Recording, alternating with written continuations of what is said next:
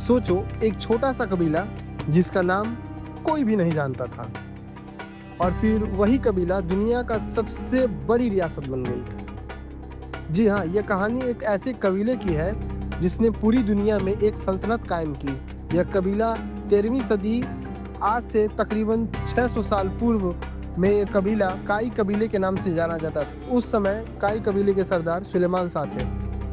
उनकी फौत के बाद फिर उनका छोटा बेटा अर्तुगरुल गाजी ने इस कबीले को संभाला, और सरदार बनने के बाद उन्होंने तमाम जंगें लड़ी। उसमें हर एक जंगे में वो फतेहयाब हुए। इन्होंने मंगोलों, सलेबियों नींव रखना था, और उस वक्त इन्होंने इस्लाम के परचम के नीचे सारे मुसलमानों को मुत्तहिद किया। फिर अर्तुगरुल गाजी के वफात के बाद उनके बेटे ने एक ऐसी सल्तनत की बुनियाद रखी जो एशिया और अफ्रीका के एक बड़े हिस्से पर तकरीबन 623 सालों तक कायम रहा।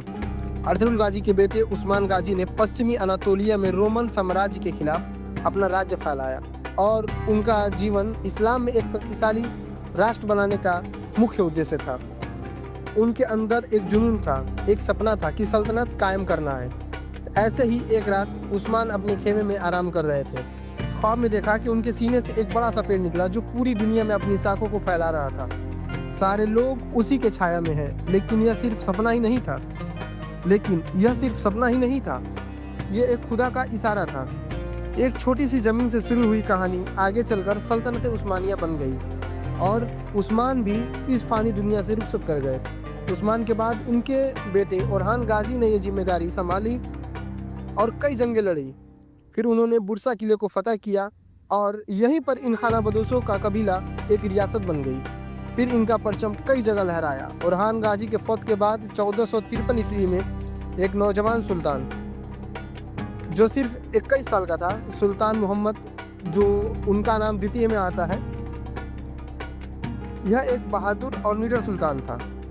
उस्मान गाजी की तरह उसने फैसला किया कि दुनिया का सबसे मजबूत शहर जिसे हमको जीतना है, लेकिन उसकी दीवारें इतनी मजबूत थी कि लोगों का हौसला टूट जाया करता था। फिर आया वो दिन जब तोपों की गूंज और तलवारों की थर्राहट, और फिर उस शहर को भी फतह किया, और इस जीत से दुनिया का नक्शा ही बदल गया। वक्त बदला, और वो दौर भी आया जो इतिहास का गोल्डन ईरा भी कहा जाता है। सुल्तान सुलेमान का दौर, इनके दौर में इंसाफ था, ताकत था, शान भी थी, और इसी वजह से यूरोप और एशिया को हिलाकर रख दिया था। यह सिर्फ सल्तनत के नाम से ही नहीं जाने जाते, यह अपने निज़ाम से भी जाने जाते थे। लेकिन हर कहानी में एक मोड़ आता है, और महलों के अंदर रंजिशें शुरू हुई, साजिशें शुरू हुई, और शहजादों के बीच गद्दी को लेकर लड़ाइयाँ शुरू हो गई। और इसी बीच सल्तनत उस्मानिया का सबसे वफादार फौज भी बगावत करने लगी। यही वजह रहा कि सल्तनत बाहर से नहीं बल्कि अंदर से खोखली होती गई, और इन्हें पहली हार का सामना करना पड़ा। यहीं से सल्तनत की ताकत कमज़ोर पड़ने लगी। जो सल्तनत यूरोप तक बढ़ रही थी, अब वो पीछे हटने लगी। इसका नतीजा यह निकला कि सुल्तान कमज़ोर पड़ने लगे और टेक्नोलॉजी में पीछे रह गए, और धीरे धीरे एक अजीम सल्तनत गिरने लगी। सन 1914 में जब वर्ल्ड वार फर्स्ट में सल्तनत उस्मानिया ने अपना कदम जंग में रखा, तो इन्हें बड़ी शिकस्त का सामना करना पड़ा। धीरे धीरे सब कुछ